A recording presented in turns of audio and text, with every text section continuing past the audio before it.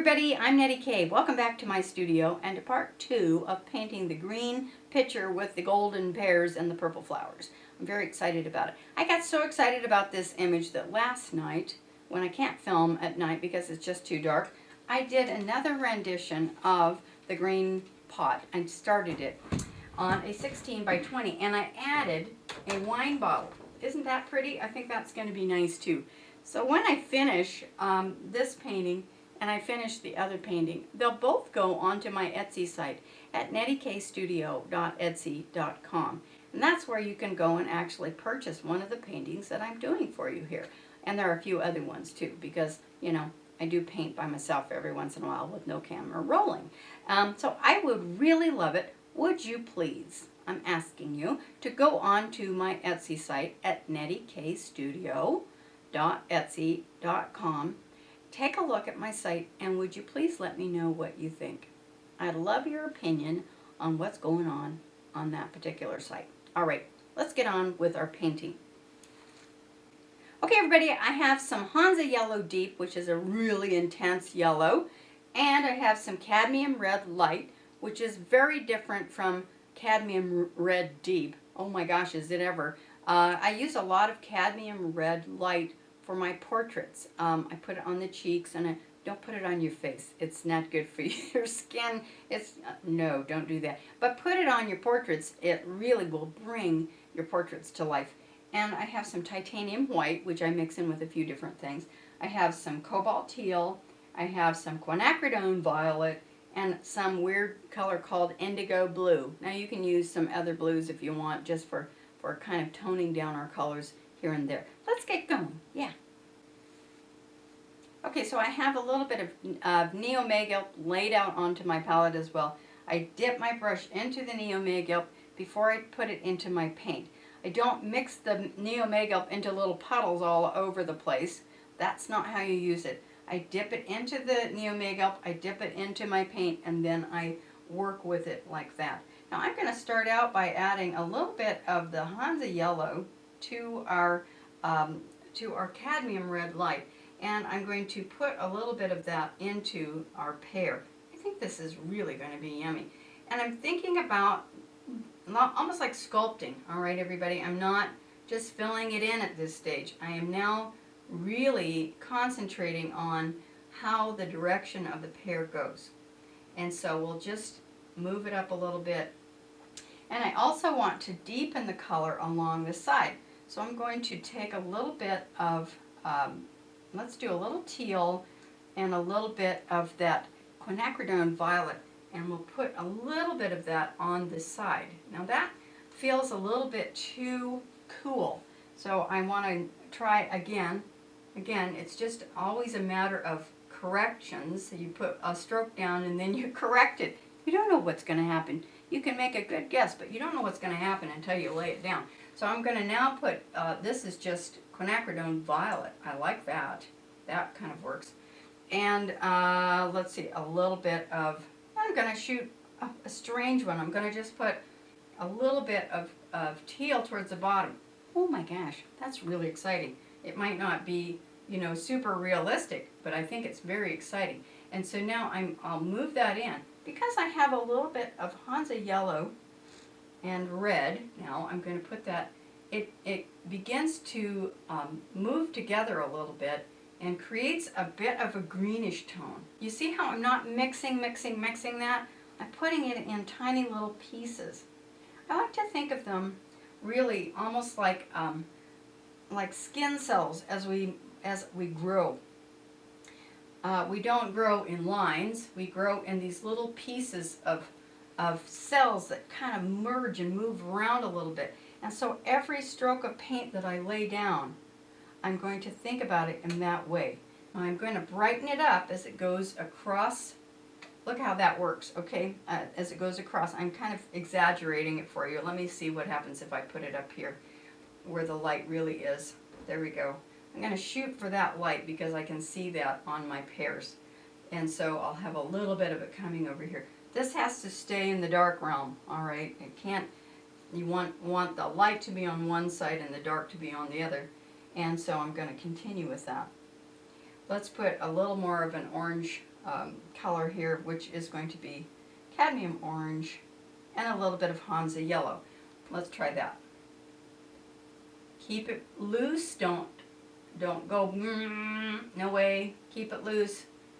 If you can, don't go over a stroke twice. Try to do that. It's really a challenge, but try to do it. So just see if how far you can get without going over a one stroke. Look how I'm moving around. I'm going to just do it this way and see if I can control myself.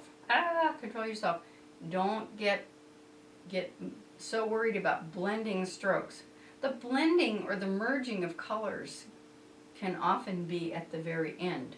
If you blend them all at the first. Well, let's just think about it this way.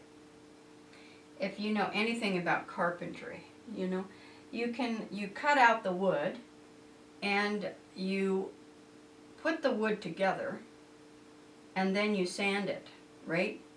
You don't do the sanding and the putting together of the wood. Do I know anything about that? Not really, but my husband does. So you don't just, move things and put things together and sand at the same time. No, you do the sanding at the end, really. Once you get everything put together, and then you do the sanding, and you put the varnish on afterwards. It's just like a painting. And then you sand it, which is just a tiny bit of very, very fine sanding. Don't blend as you go. Just put the paint down. I've said that to somebody in the middle of class. Put your paintbrush down. Step away from the canvas. All right. So now you can see how that is beginning to just develop into this beautiful thing. I love it. And now as it turns back into space a little bit, I want to give it a little bit more of a rounded edge. I don't want a solid edge on this either, everybody. And I feel like I do have one. And so I want to kind of merge that, not merge it, but fuzz it out into the background so that it isn't quite so, like a cardboard cutout. I don't want that. Sometimes I have to actually add more background to it in order for that not to happen. And so I really need to go back in at this stage. I'm going to go back in and add one more color, which was our burnt sienna. Our burnt sienna is our background, and we also have a little bit of yellow ochre. So let's try that. Put a little yellow ochre and burnt sienna back into the onto the palette so that we can work our background in and not have a hard edge. No hard edges on this. Most things that are round, all things that are round that go back into space do not have a sharp edge. That goes for your face, your tree trunks, all that kind of stuff. You just don't want that. So I'm going to develop a little wet paint that I can push that pear into. So here we go. I'm going to go into my burnt sienna. I think I'll even add a little bit of this, I'm going to add some quinacridone violet in order for it to be darker. Now there is a very sharp edge right there. Okay, you can see that really sharp edge? I'm now going to blend that out. Not blend it out.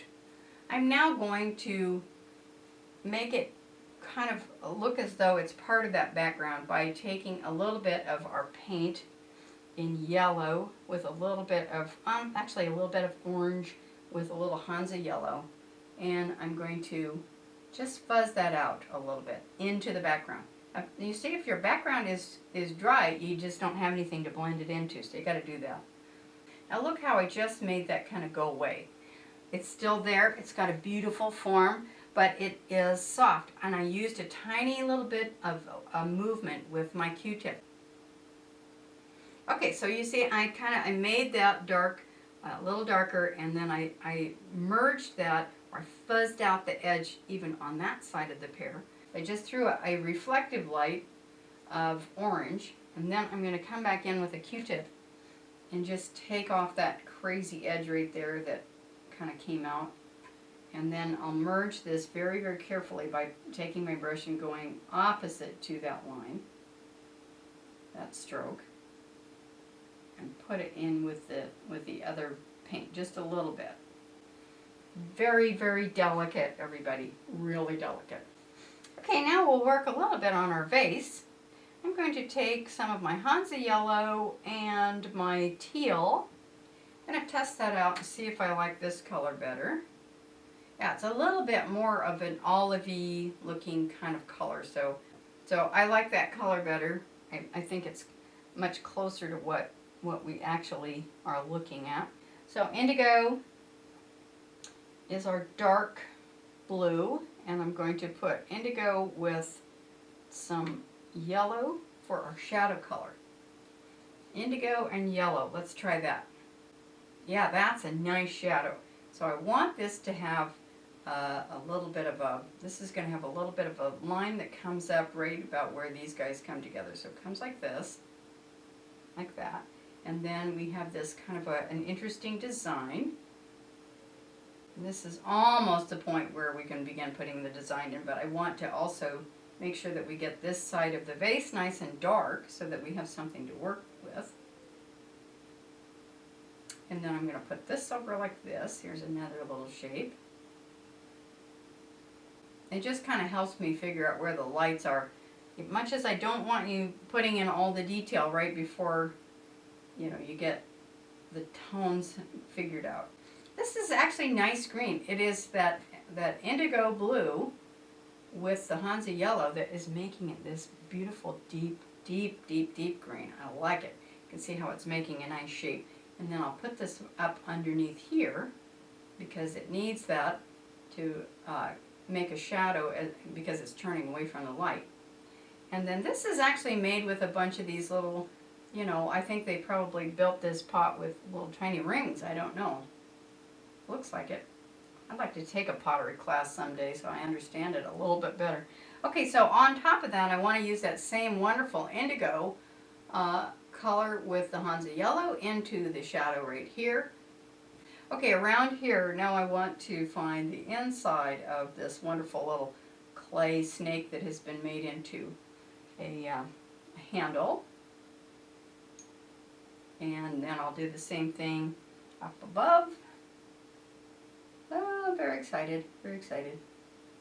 And also on the lip of the pot, let's get that. I just added a little bit more yellow to the paint there. That's lovely.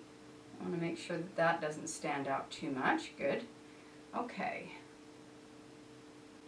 Okay, I've got my picture kind of based out in its basic beautiful green lusciousness, and now I'm going to put some highlights on. But in order for me to be able to see where the highlights go, I need to turn off this big boy light up above me. And so hopefully we'll be able to see the canvas. That's really important too. But I'm going to turn it off for just a second so that I can see what I'm doing. Hold on. Yeah, that really helps me figure out what I'm doing. So anyway, so now what I'm going to do is I'm going to take, this is the weirdest thing, I'm going to take some teal, some really beautiful vibrant teal, and I'm going to mix it with a lot of white. And that's my highlight color instead of, you know, just saying lighter green. I'm going to take a little bit of teal and try that. I could try, you know, a light violet too. That might be interesting. But this is what I'm actually seeing. And so I'm going to now come up very carefully, and I'm going to put in a little bit of a teal highlight right there. And the highlights, you guys, really are the things that make it. But it's not, we don't want to put too many of them. And I remember Helen Van Wyck in her old-fashioned way saying, if there's one woman one beautiful woman at a party, she's the most beautiful woman in the room because she's the only one. But if there's 2 to 3 or more beautiful women in the room, you don't see any of them because there's too many beautiful women in the room. So what that means is, be careful that you don't put too many highlights on, or you end up not making them special, and they need to be special. So put them in just the right places, and don't put too many of them on. So you can see I've got the light hitting right here. I need to make sure it's kind of hitting at the same spot, so I want it hitting at the same spot here. Then it kind of reflects down like that, and it begins to pop out. I've got it kind of coming right here a little bit, tiny bit. These are not really super high highlights. They're just kind of more or less lights there. And so instead of painting the pattern, I'm painting the highlights, you guys, and it brings the pattern out. You don't have to paint the pattern. You just paint the light on the pattern. So where am I going here? I got to think about it. It kind of comes down here, and there's a little weirdo light that kind of comes off here like that.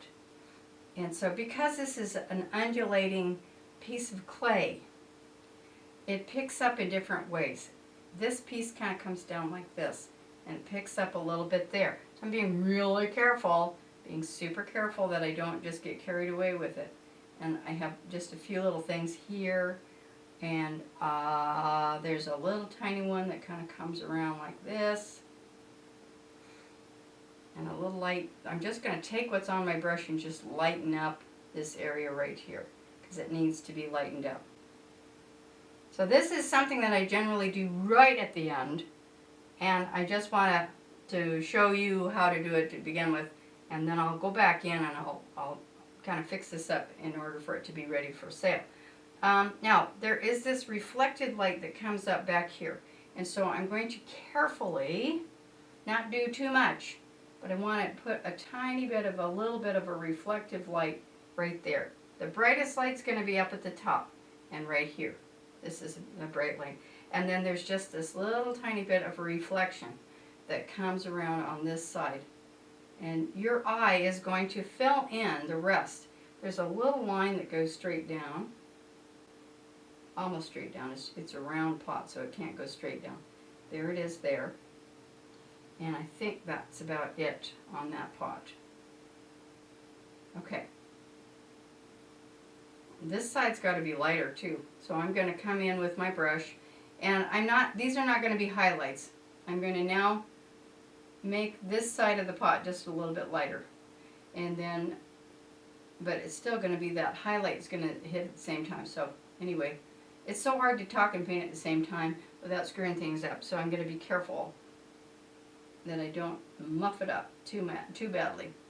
I think in order for this not to look like a highlight, I'm going to go backwards just a little bit, and I'm going to do this in a more of a yellow tone rather than our light blue. I'm going to come under that too, because I'm seeing that that's too abrupt. Make this come in like that.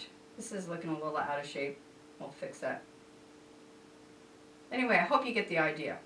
That's just the idea. Don't put too many highlights on. It's a delicate process. And so now I want to just do one more so that this sticks out a little bit better there, and a little bit more there. They've got these kind of little round circles that are echoed like puddles of water. One drop with a boom, boom, boom, boom all the way out on this pattern. So I'm going to do a little bit of that so that you can understand what that pattern is. But I'm not, as you see, I'm not getting into, oh, I got to trace this out and make it just perfect. I'm just putting where I see light with a little stroke. Okay. All right, you guys, I think that's a really good place to stop for now, and we will meet you again next time for lesson number 3, which will include the purple flowers. Won't that be a fun one? Yeah. I hope you learned something today. If you did, hey, make sure to send me a little bit of a note here on YouTube. I'd like to hear from you. It's just one of my favorite things to do every day. Okay. I'll see you again next time, everyone. Bye-bye for now.